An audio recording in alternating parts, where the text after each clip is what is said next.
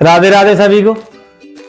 मैं विनोद सिंह तोमर, डीएस के Vinod Tomar sir classes में आपका स्वागत करता हूं। और जैसा कि हमको पता है कि 6 फरवरी यानी कल से हमारे एग्ज़ाम प्रारंभ होने जा रहे हैं।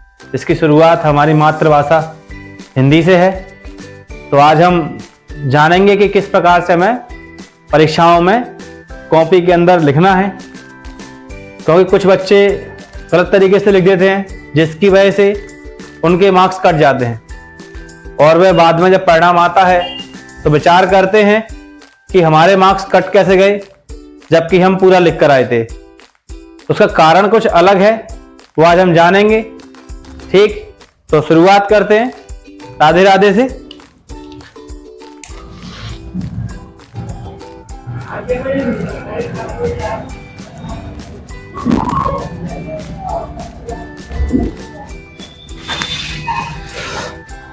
तो जैसा कि एमपी बोर्ड ने अब निकाल दिया है कि आपको सुबह 8:40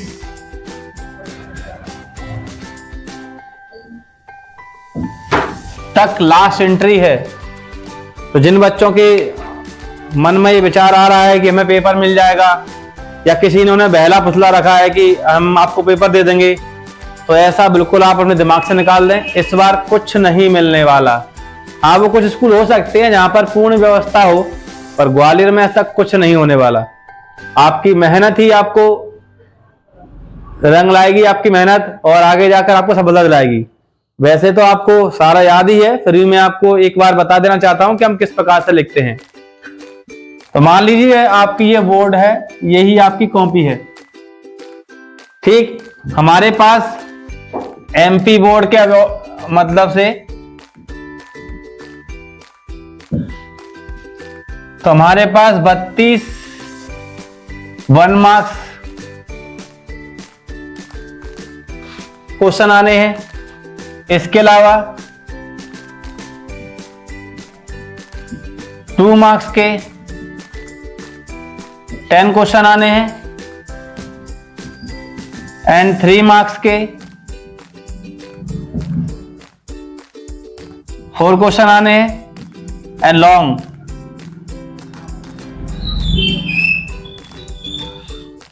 लास्ट में 20 मार्क्स का आपका प्रोजेक्ट है जो कि आप स्कूल में जमा कर चुके हैं। तो बच्चे यहां पर गलती करते हैं, ये है विशेष रूप से उनकी गलतियां। इनको सही रूप से वो लिख नहीं पाते, कहीं ना कहीं इसके मार्क्स उनके कट जाते हैं। जैसे कि हम देखें कि जब भी प्रश्न आपका प्रारंभ हो तो ध्यान रखना, जब भी आपका पेपर प्रारंभ होगा तो 1 मार्क्स के क्वेश्चन से स्टार्ट होगा। जैसे कि आपका ऑब्जेक्टिव टाइप हो सकता है, राइट और रॉन्ग हो सकता है, ट्रू फॉल्स हो सकता है, इसके अलावा मैचिंग हो सकती है। तो हम देखते हैं किस पर से। तो मान लीजिए आपकी कॉपी का पहला पेज है, ये मैंने आपकी कॉपी कवर कर दी और ये आपकी कॉपी का पहला पेज है। या एक लाइन पहले से आपके पास आएगी और कुछ बच्चे इस साइड से भी लाइन खींच देते हैं। ऐसा कोई इशू नहीं है कि आपको ये लाइन कवर ही करनी है या नहीं करनी है, इसके मार्क्स ना कटते हैं ना आपको मिलते हैं। हाँ, बस आपकी हैंड राइटिंग पर इफेक्ट पड़ जाता है कि आप किस प्रकार लिख रहे हैं या हम कितनी कॉपियां भर रहे हैं। हो सकता है हमारे पास मैटर ज्यादा हो और पेज कम हो। कोई गवर्नमेंट ने आपको 32 पेजेस की कॉपी ही अप्रूव की है, आपको इसी के अंदर लिखना है। ठीक, तो जब भी कॉपी का प्रारंभ होगा, तो ये आपकी कॉपी कवरिंग कर दी मैंने, इसके बीच में लाइनिंग होंगी बहुत सारी। हम सबसे पहले, जैसे कि मैंने आपके सामने black and blue, red pen का आपको यूज नहीं करना है, इन 2 पेन का। तो जो भी आपका पहला क्वेश्चन होगा, चाहे अभी तो हिंदी का पेपर है लेकिन सभी के लिए नियम यही है, तो आपको लिखना है प्रश्न क्रमांक।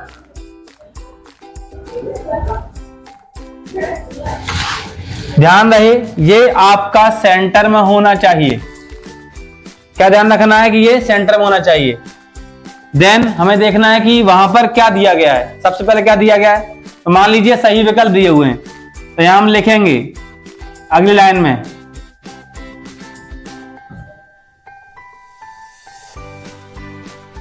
अगली लाइन में क्या लिखेंगे?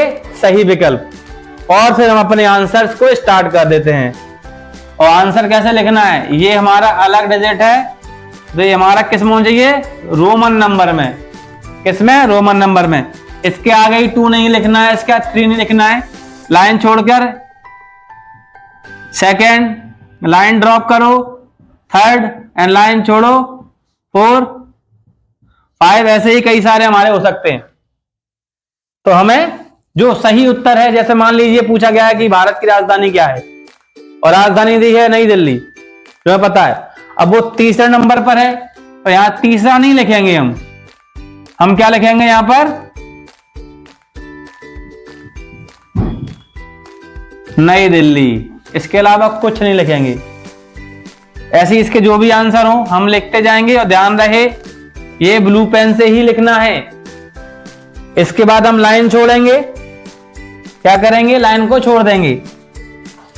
सॉरी, यहां लिखना भूल गए हमें उत्तर क्रमांक 1 भी लिखना है। इसके बाद लाइन ड्रॉप करके, ठीक। ऐसी लाइन छोड़कर हम यहां लिखेंगे प्रश्न क्रमांक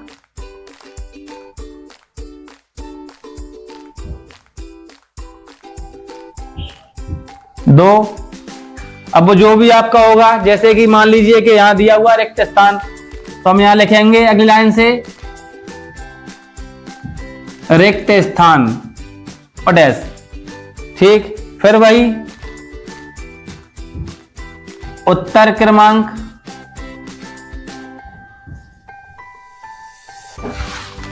लाइन छोड़कर लिखना है। इसके बाद लाइन, इसके सामने नहीं लिखना है इसका। फिर वही सेम चीज, कंडीशन अप्लाई, 1, 2, 3, 4। अब कई पेपर में दिया होता है, मान लीजिए पेपर में दिया हुआ है कि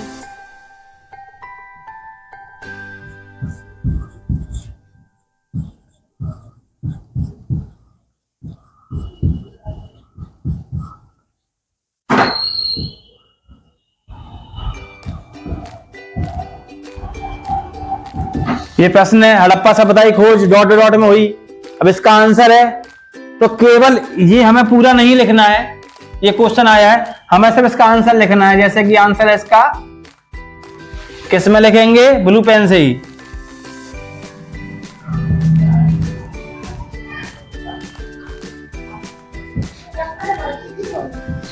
क्या लिखेंगे? केवल इसको कवर नहीं करना है, सीधे इसका आंसर लिखना है। कोई जरूरत नहीं है कि पूरा प्रश्न उतारें। कोई आप प्रश्न उतारोगे तो आप गलती अवश्य करोगे। तो इस टाइप से हम पहला, दूसरा, ठीक, इसी टाइप से हम तीसरा करेंगे, चौथा करेंगे, फिर लाइन छोड़ेंगे। वैसे एक पेज पर 2 काफी हैं। अगले पेज पे अभी यहाँ पे प्रश्न हम तीर क्या कर देंगे? इसके स्थान पर हम कर देंगे प्रश्न क्रमांक 3 कर देंगे, ठीक। हो सकता है वहां क्या दिया हो,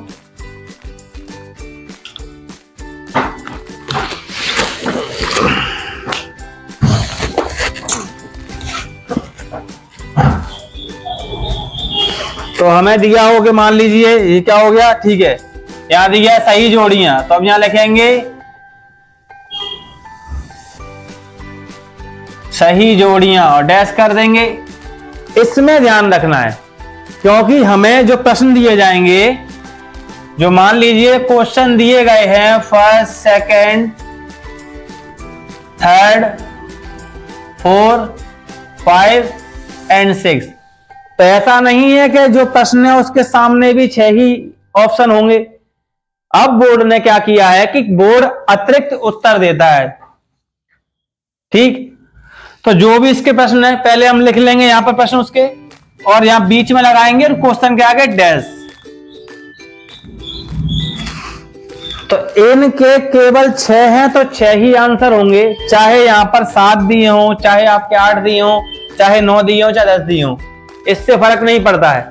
हमें केवल इसके सामने लिखना है। तो जो इसका आंसर होगा, जैसे मोहनजोदड़ो लिखा हुआ है, अब इसका आंसर कहीं दिया होगा, हो सकता है हड़प्पा सभ्यता लिखा हो सकता है खुदाई के बारे में लिखा हो। मान लीजिए यहां पर लिखा है 1922, जबकि इसका आंसर कहां के लिए है? ये वाला। तो इसका आंसर कहां लिखेंगे हम? यहां नहीं लिखना है। बहुत से क्या करते हैं, ऐसे मैचिंग सी बना देते हैं कि जी भाई 92 लिखा हुआ है तो यही लाइन खींच दो। ऐसा नहीं है, हमें प्रश्न के सामने ही उत्तर लिखना है। ये लाइन हमें नहीं खींचनी है कि पेपर में कहा जोड़ी बनाइए, जोड़ी में हम जोड़ी बना दें। जोड़ी नहीं बनानी है, सीधे सामने उत्तर लिखना है। ऐसी इसका लिखना है, इसी प्रकार से इसका, इसी प्रकार इसका, इसका और इसका। ठीक, 1 2 3। अब कौन सा आता है? मान लीजिए प्रश्न क्रमांक 4 और यहां दिया है सत्य असत्य। वही प्रक्रिया फिर से, उत्तर क्रमांक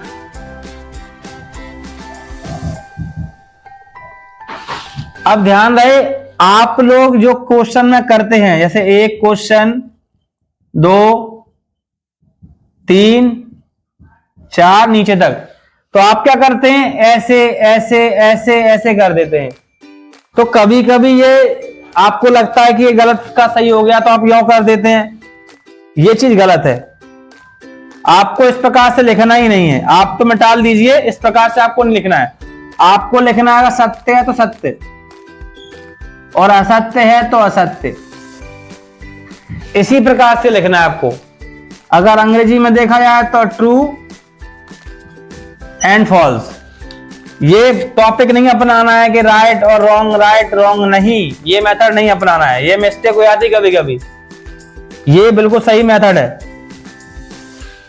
और आपको इसी प्रकार से लिखना है। अब बचा आपका वन वर्ड। क्या बचा? One word. यही स्पेस ले लेते हैं। मान लीजिए कि प्रश्न क्रमांक 5 यहां दिया हुआ है, एक शब्द में उत्तर लिख लिया। वही चीज यहां लिखेंगे, लाइन चेंज करके, समझ आया आपको? उत्तर क्रमांक 5। ध्यान रहे ये एक ही कॉपी में नहीं करना है। पहले पेज पर ये 2 जाएंगे, दूसरे पेज पर ये 2 जाएंगे और तीसरे पेज पर, यानी कि ये पहला पोर्शन हो गया, ये दूसरा पोर्शन हो गया पूरा, और ये तीसरे पेज पे। किस पे जाएगा? तीसरे पेज पे। ये पेज है, ध्यान रहे, ये क्या है? पेज। ये क्या है? पेज। तो पहले पेज पे इतना, दूसरे पेज पे इतना, तीसरे में। अब वन वर्ड में उत्तर दिया है और वही 1 2 3 4 5 ऐसे लिखा होगा। मान लीजिए कि डायरेक्ट आपको आंसर पता है तो आंसर लिखिए, वरना बहुत से बच्चे एक थोड़ी सी स्मार्टनेस मतलब कह सकते हैं, उसे अच्छा भी कह सकते हैं कि मान लीजिए पूछा गया है कि रंगे शायरी किसकी रचना है। क्वेश्चन है रंगे शायरी किसकी रचना है। ये मान लीजिए लिखा हुआ है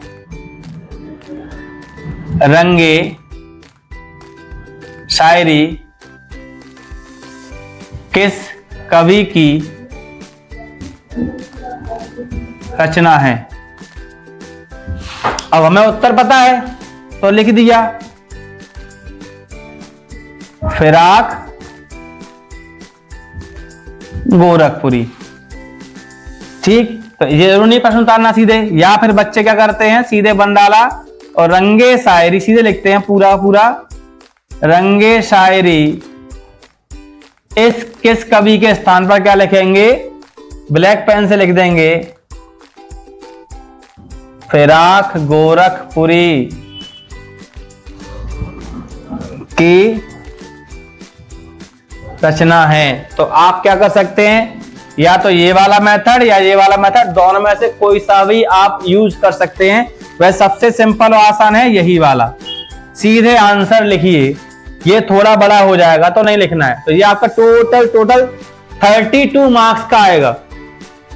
पहले पेज पर ये 2 करना, हो सकता है ये हो या ये हो, कोई दिक्कत नहीं। जो पहले स्टार्टिंग में 2 क्वेश्चन दिए हो, पहले और दूसरे, वो पहले पेज पर, तीसरे और चौथे दिए हो तो दूसरे पेज पर, और 5वां क्वेश्चन दिया हो वो तीसरे पेज पर। और पेज के बाद यदि पेज बचता है उसके अंदर से, पेज के अंदर, तो आप वहीं से स्टार्ट कर देंगे। क्या स्टार्ट कर देंगे?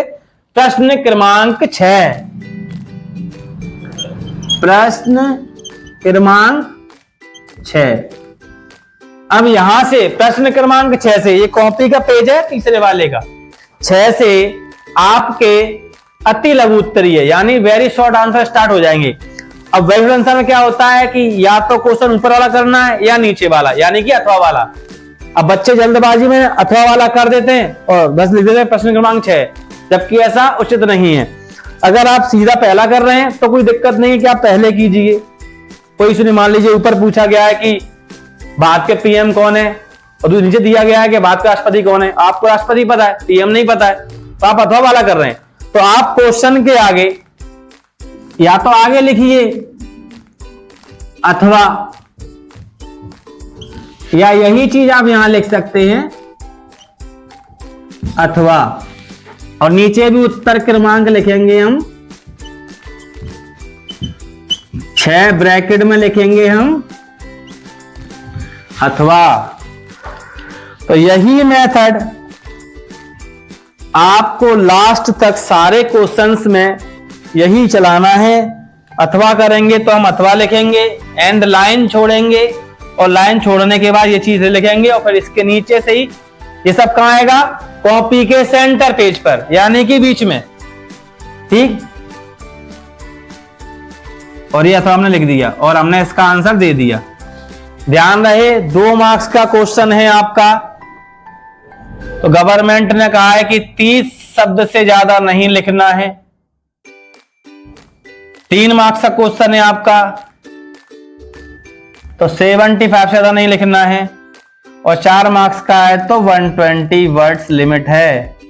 हाँ, निबंध में थोड़ी सी ज्यादा हो सकती है, निबंध को छोड़कर सभी में आपके लिमिट्स हैं, तो आप इन्हीं वर्डों का यूज करें। यानी कि हमें 2 नंबर के क्वेश्चन में मैक्सिमम 3 लाइन बहुत है, 3-4 लाइन में आप इसको कवर कर सकते हैं।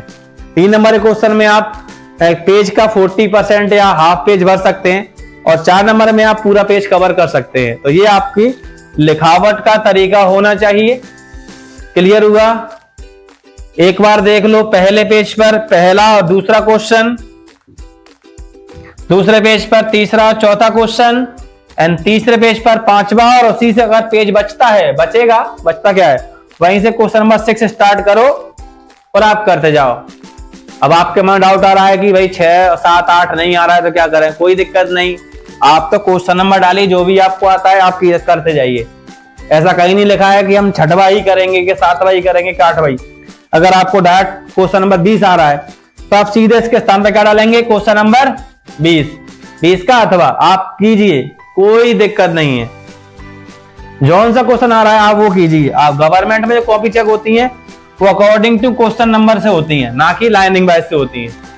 आप चाहे तो ओटी बाद में कर सकते हैं, लेकिन ओटी अगर पहले करोगे तो शायद इंप्रेशन अच्छा जाएगा, आपकी ओटी सारी सही हो। कहते नहीं, first impression is the last impression. यदि आपका प्रारूप अच्छा है, लिखावट अच्छी है और आपने सही तरीके से लिखा है तो गवर्नमेंट आपको अच्छे से मार्क्स दे सकती है। क्लियर? ठीक। अब हमारा कल हिंदी का पेपर है, तो ये तो हमारा क्लियर हो गया, तो मैं हटा दूं इसको। चलिए,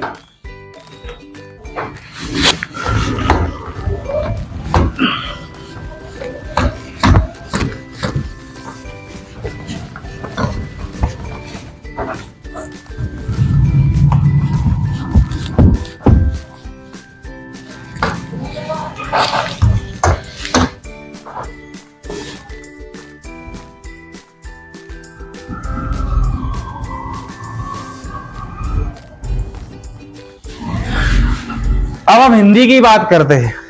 तो हिंदी में क्या है भाई, जिनके माइंड में डाउट है कि क्या क्या आएगा, तो मैं आपको बता दूं कि आपको क्या याद करना है। सबसे पहले मैं आपसे लॉन्ग क्वेश्चन की बात कर लेता हूं।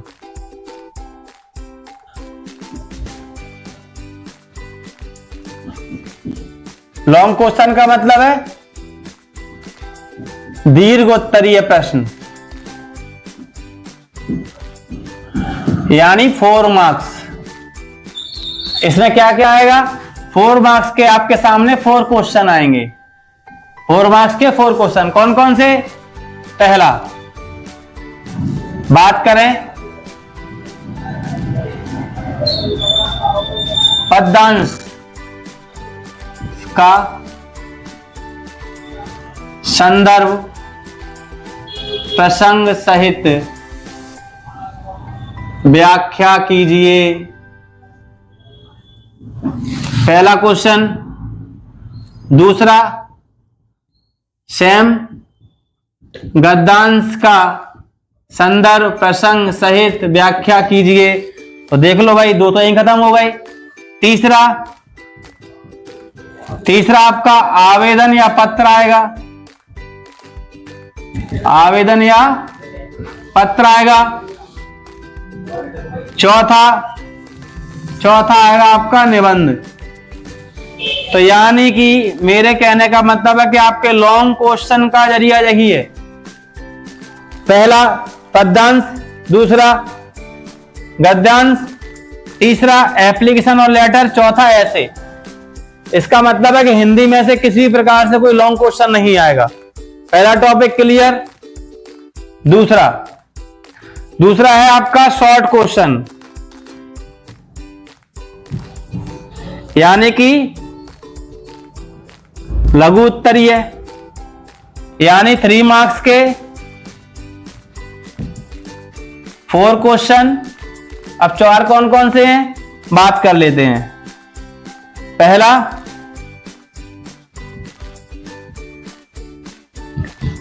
जीवन परिचय कहां से लेंगे? पद्य खंड से। दूसरा, फिर जीवन परिचय।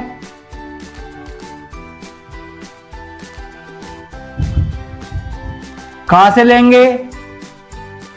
गद्य खंड से। तीसरा, अपठित पद्यांश, जिसे हम अनसिन पैसेज बोल सकते हैं। पद्यांश हो सकता है या गद्यांश हो सकता है। चौथा, कोई भी एक क्वेश्चन आ जाएगा, कोई भी एक प्रश्न।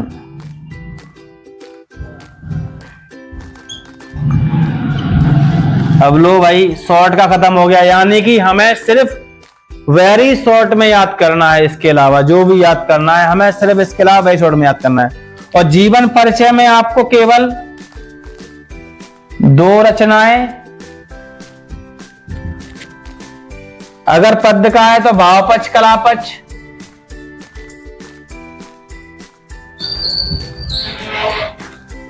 और साहित्यमय स्थान। और यदि यही चीज गद्य में है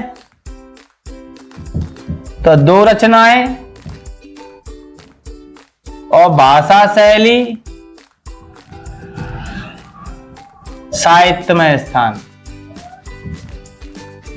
ये नहीं कि हम पूरा जीवन परिचय याद करके घूम रहे हैं। 2 रचनाएं, भावपक्ष कलापक्ष पर साहित्यमय स्थान। कोई जरूरत नहीं है कि कब पैदा हुआ, कहां पैदा हुआ, क्या नाम है, कुछ नहीं। व्यक्ति का नाम देखिए, व्यक्ति की 2 शैलियां देखिए, उसके बाद खत्म। मैंने इसमें IMP भी लगाए हैं, मैं बताता हूं आपको मेरे हिसाब से कौन सा आना चाहिए। ये मेरा केवल एक नजरिया है, केवल कि आप केवल पद्य पढ़ रहे हैं तो पद्य में मैंने आपके 4 लगाए हैं। तो पद्य में जो 4 लगाए हैं वो है, पहला कुंवर नारायण सिंह,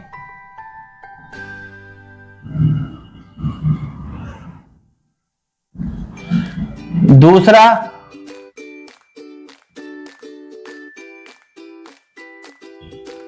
सूर्यकांत त्रिपाठी निराला, तीसरा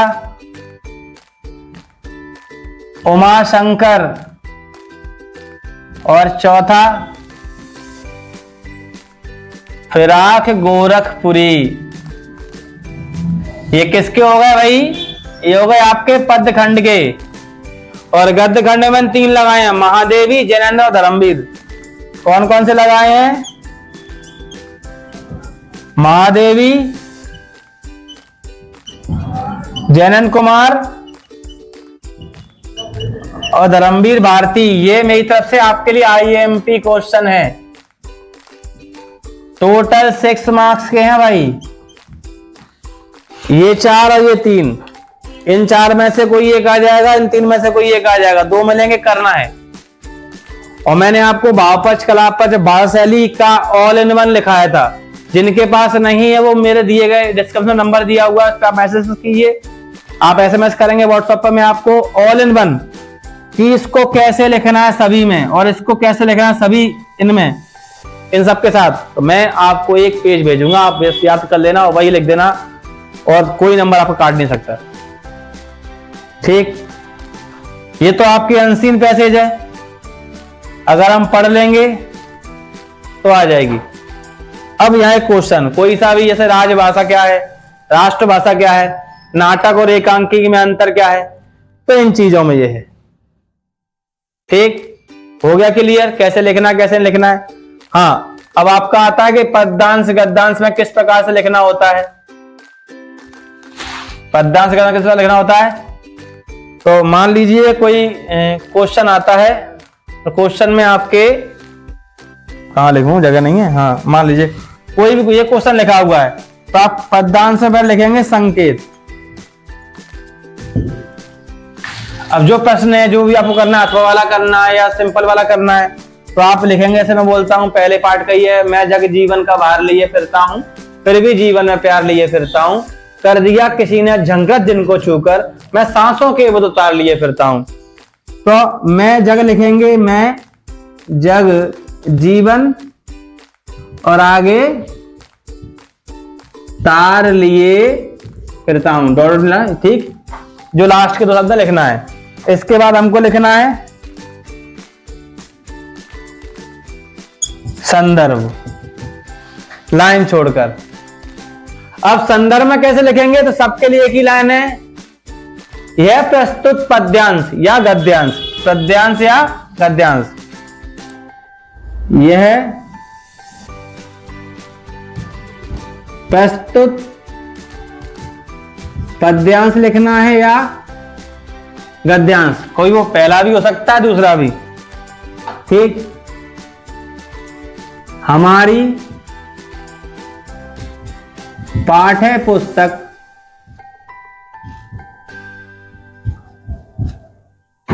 आरो की कविता, अब यह लाइन छोड़ दिया है, कविता जो भी चैप्टर का नाम हो उसका से लिया गया है।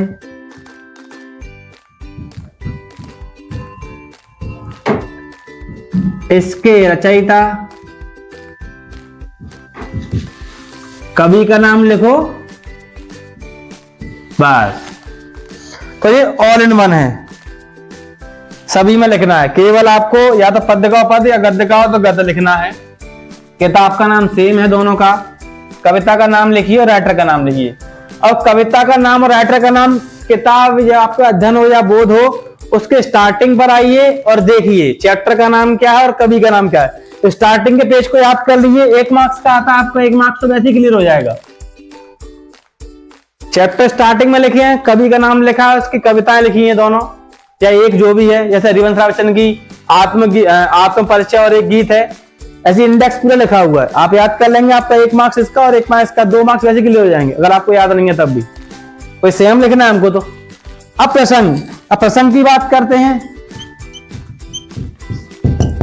प्रसंग क्या होता है, जैसे कोई विवरण दिया हुआ है, ऐसे हम कभी भागवत में जाते हैं, कोई कहता है कि आज प्रसंग कैसे चलेगा, कभी आज रावण का वध चलेगा, तो उस टॉपिक में जो भी बात कही गई हो तो प्रसंग में इतना लिखना है कि इसमें कवि डॉट डॉट डॉट की चर्चा कर रहा है। इसमें कवि द्वारा डॉट डॉट का मतलब है खाली स्थान छोड़ दिया कि वहां किस चर्चा कर रहा है, उसका नाम लिख देंगे। जैसे मैं आज क्या चर्चा कर रहा हूं कि मैं आज मतलब इसमें कवि हिंदी की बात कर रहा है, लेखन की बात कर रहा था। इसी प्रकार से प्रसंग, इसका प्रसंग और इसका भी दोनों सेम है। ठीक, तो आप आराम से कर सकते हैं। कोई चीज दिक्कत है और आप कमेंट कीजिए, कमेंट में आपको बता दूंगा दोबारा किस प्रकार से होगा। मेरा नंबर व्हाट्सएप पे है, डिस्क्रिप्शन में दिया हुआ है, आप ओके करेंगे व्हाट्सएप खुल जाएगा। ठीक, ओके। सभी को फिर शुभकामनाएं कल के लिए। राधे राधे, जय हिंद, जय भारत।